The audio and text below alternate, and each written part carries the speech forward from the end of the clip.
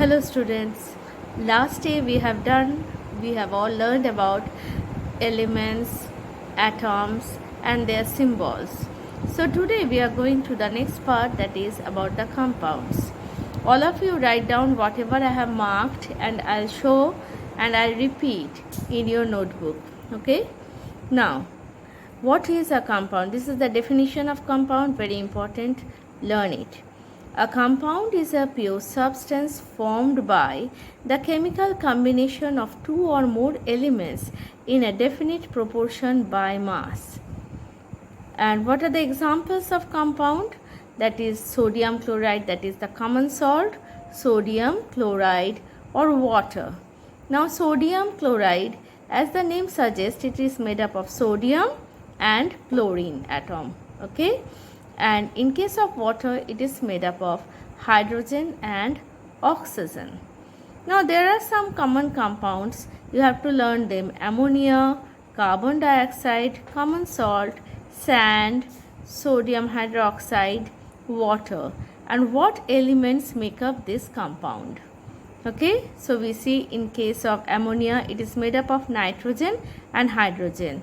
In case of carbon dioxide, very clearly stated, it is made up of carbon and oxygen.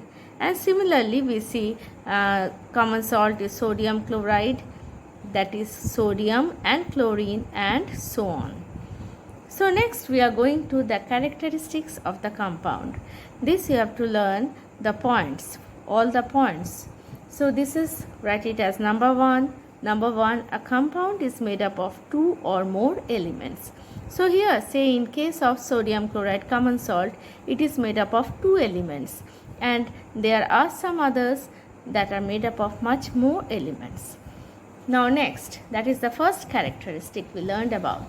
Now we are coming to the other characteristics. Number two,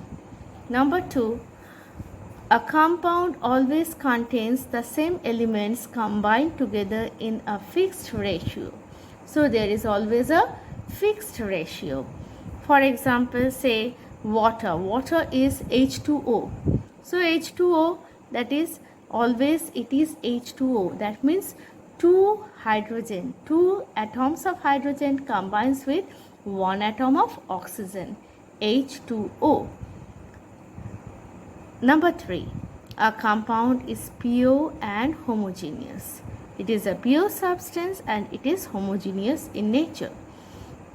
Number four, the properties of a compound are different from those of its constituent elements. Okay, so properties of atoms, say in case of water. Okay, in case of water, it is made up of hydrogen and oxygen. Both hydrogen and oxygen are gases.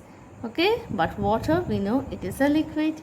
Now hydrogen itself, it is a combustible gas and oxygen supports combustion, but water, we use water to put off fire. So the property is totally different.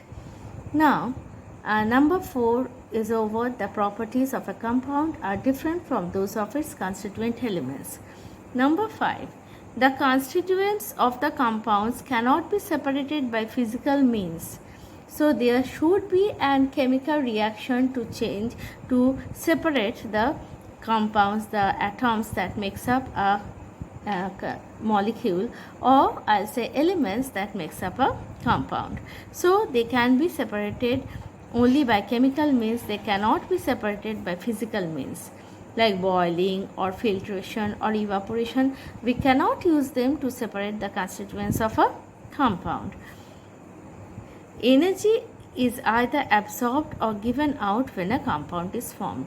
Always formation of a compound is having some energy, absorption of energy or giving out of energy.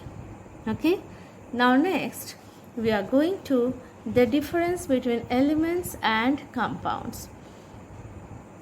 This also has 4 points. An element is made up of only one kind of substance, whereas a compound contains two or more elements combined together in fixed ratio, whatever we just discussed. Number 2, an element cannot be broken down into simpler substance by chemical means a compound can be broken down by chemical methods. An element has its own set of properties. Properties of compound differ from those of constituent elements.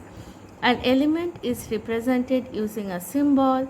A compound is represented using a formula. So these are the 4 points. Write it down and don't forget to prepare it nicely. By heart it. Thank you.